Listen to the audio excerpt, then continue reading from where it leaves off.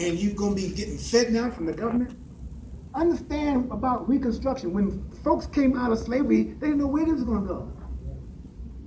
The government hadn't decided. There was this Emancipation Proclamation, 40 acres in the mule, but that was also taken back.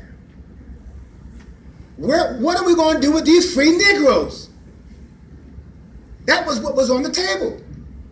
And they began to put generals of the military in charge of certain areas, regional areas. And folks begin to, how in the world, this is a question for you, did black folks know they were free? How did they know they were free? They were not allowed to read. On the plantation, they were not allowed to read. How did they know they were free? The Emancipation Proclamation. Well, how do you know you're not being tricked by the slave master? Somebody said Emancipation Proclamation. What does that mean? How did black folks know they were free? Anybody? It's all word of mouth. All word of mouth, okay. What else? Well, 2 years later in Texas, the military informed all of the blacks in Texas that they had been free for 2 years, and that was the birth of Juneteenth. Okay. But that was after 1861. Right. So how did black folks on the plantation know they were free? They began to walk off the plantation. Where are you going? I'm going to Kansas to visit my wife and my daughter. That's 3,000 miles. Oh wait, well I better start walking now. And they were gone. They were gone. That's how they knew they were free. And folks didn't come after them. Now we know a lot of lynching and stuff started after that, but that's how they knew. They began to walk off those plantations. And many of them didn't leave the plantation. Understand that as well. While many Americans suffered economically during the Great Depression, African Americans also had to deal with the social ill, such as racism, discrimination, and segregation. Black workers were especially vulnerable to the economic downturn, since most of them worked the most marginal jobs, such as unskilled and service-oriented work. Therefore, they were the first to be discharged. Additionally, many employers prefer white workers. When jobs were scarce, some employers even dismissed blacks to create jobs for whites. And in the end, there were 3 times more African American workers on public assistance or relief than white workers. So, I told you I could give this all to you in 3 points. Now I can go on talking about the New Deal and what it did and what it didn't do for African Americans. But I think the point here today is to talk among ourselves as to, see, this is what I believe. Today I'm a Democrat, tomorrow I don't know what I'm gonna be. Because I'm, as I said at the state convention, that neither Democrats or Republicans have done anything in my community. That's right. They just simply sitting on Capitol Hill, drawing a paycheck, and playing chess among each other. You know, they're requiring folks that on this new thing now has come up. If you're receiving food stamps, you need to take a drug test. If you're receiving Medicare, you need to take a drug test. If you're receiving any kind of relief funds, you need to take a drug test. And if you're doing any kind of receiving any kind of benefit from the federal government, you need to take a drug test. But they didn't think about themselves. Working for the federal government, they need to take drug tests too. See, that's that hypocrisy. And I think that's the thing. That's the thing that when I think about 2 great people who came to America, Alexis de Tocqueville. He came in the 1830s, and America was fascinated that this French social scientist came here and they said to him, give us an appraisal of our democracy. How are we doing? You know, it's an experiment, you know that. And he wrote this book called Democracy in America.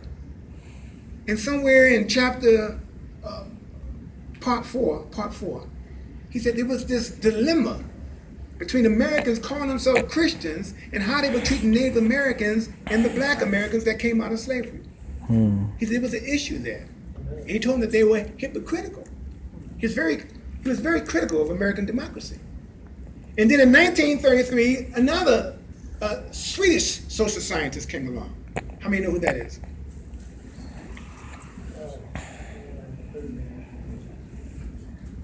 I hope I can pronounce it right. Gunnar, Gunnar. You may get Gunnar. Gunnar Michael. 1933, 100 years later, and America said to him, give us an appraisal of how we are doing in our democracy. We were proud, as we call American pragmatists. Waldo Emerson, you know what I'm talking about. Ralph Waldo Emerson, all those American pragmatists. And he wrote the same thing that the Lexus de Tocqueville wrote. This was 100 years later. He wrote 2 volumes called The America Dilemma, The Negro Problem. Folks always looked at the Negro as a problem, but not people who had problems, like any people, but the Negro were problem people. And so, it's the same thing today that exists. And I'm talking now to Christian people. Among those who name the name of Christ, among those who want the whole counsel of God. And this is what happened to my brother Malcolm X, who was duped into joining the Muslims. To believe that Christianity was a white man's religion, which it wasn't a white man's religion. Christianity has never been a white man's religion. Amen. Christianity was born and has its roots in Africa. Look into it for yourself. White folks took Christianity and messed it up. Malcolm X was duped into believing that it was a white man's religion because Christianity was used as a tool to keep black folks down. And let me say this, and I'll open it up for discussion. When Christianity was in Antioch, it was a fellowship, Dr. Mingle. And when Christianity went to Greek, it became a philosophy. When Christianity was in Rome, it became an institution. When Christianity came to Europe, it became a culture. When Christianity came to America, it became a business. Yeah. And I think that far too long, we who call ourselves Christians, I think if you look at the heart, I used to tell my students at the Denver Seminary, they had to write a 30-page paper on what they believed in terms of theology, pneumatology, a study of the Holy Spirit, eschatology, study of the church, soteriology, study of salvation, theology proper, study of God and Jesus Christ, and on, and eschatology. Then the last part of that paper was a summary of their own ministry, their idea, their own philosophy of ministry. And they would never, ever talk about the earthly ministry of Jesus. And I had them go back and rewrite the paper. Did Jesus not have an earthly ministry? Are we not supposed to be duplicating, imitating that ministry of Jesus? First and foremost, I believe Jesus was born among the downtrodden, the beaten peoples of the world, the wretched of the earth. He was poor, born in a stable. His pulpit did not remain among the poor. He began among the poor, but his pulpit moved to Pontius Palace, to Caesar's palace. And I tell my white seminary students all the time, I don't care what you're doing out there at Highlands Ranch, Castle Rock, in the suburbs, if you're not ministering to the poor, then you ain't doing ministry. I like to do that too. And I think that's where it began, even as Republicans and Democrats begin to talk and to bridge together. And as Christian people, we want to talk about abortion. We want to talk about same-sex marriage, but you don't want to talk about what's in your backyard, dealing with the poor. And these are issues that are very much in the concern of blacks in the black community. Now, if I heard my friend Casper articulate it, it sounds like if you're black, he understands the issues in the black community.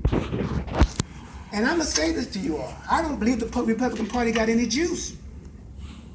They don't have any prophetic juice. They don't have a prophetic arm, and they should have more prophetic arm than anybody else. Why would they pick a Dan Quayle? Why would they pick a Sarah Palin? Where's the prophetic arm of the Republican Party that can speak to the issues of American society? The Democrats have that prophetic but they're too liberal. Hillary scares the daylights out of me.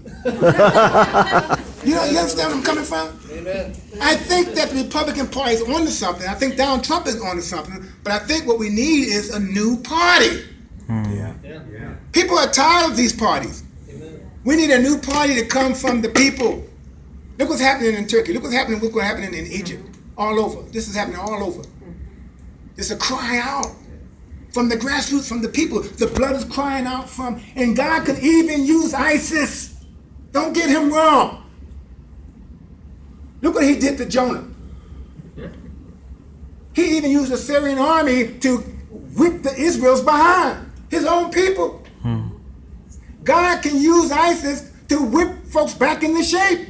I hate to say that, but it's true.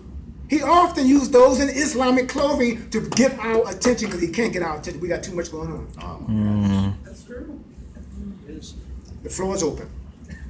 I don't know it all, so we're going to work together. We're going to work together. I think Dr. Cole, Dr. Mingle, and others help me out, and sir.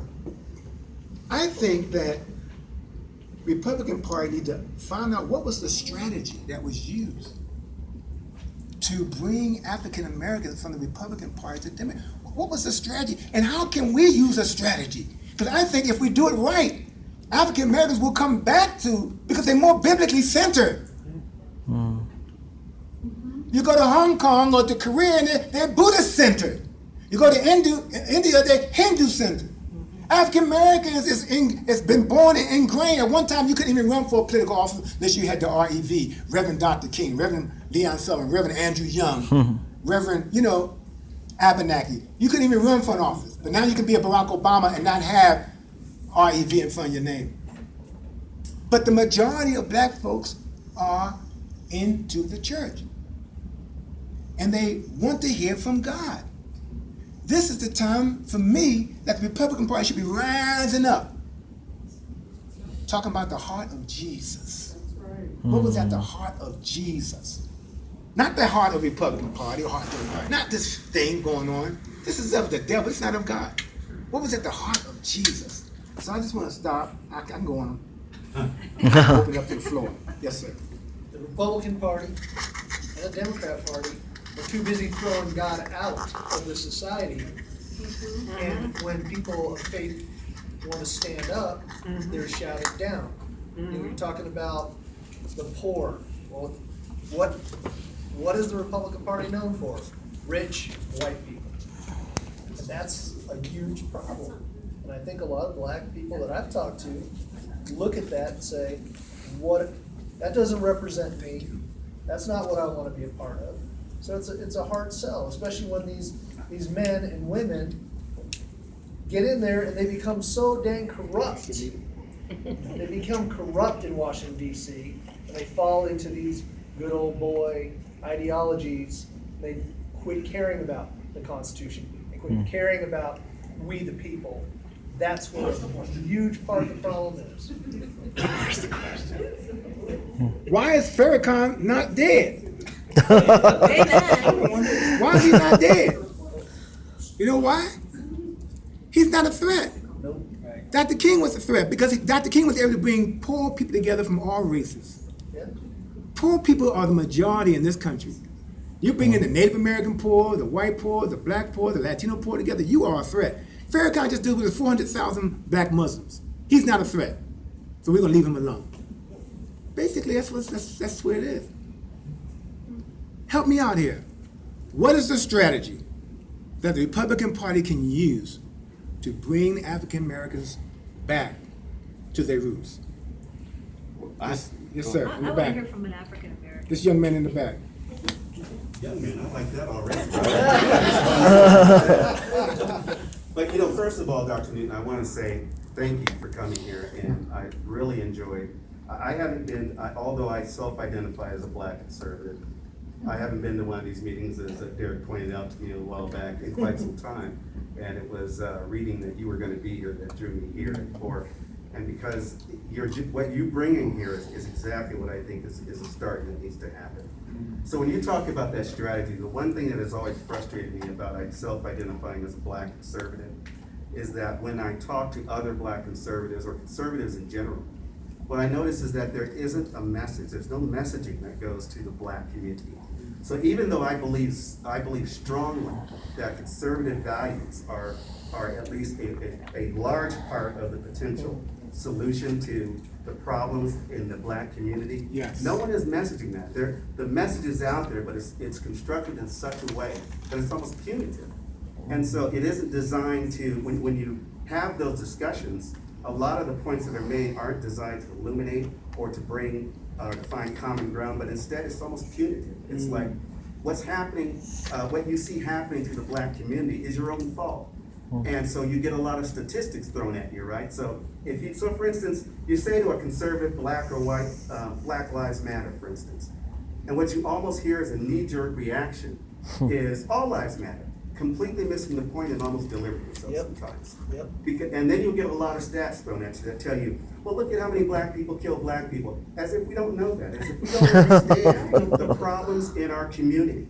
And we do understand that. And by saying something like Black Lives Matter, we're not rejecting the accountability and responsibility for the problems in our community.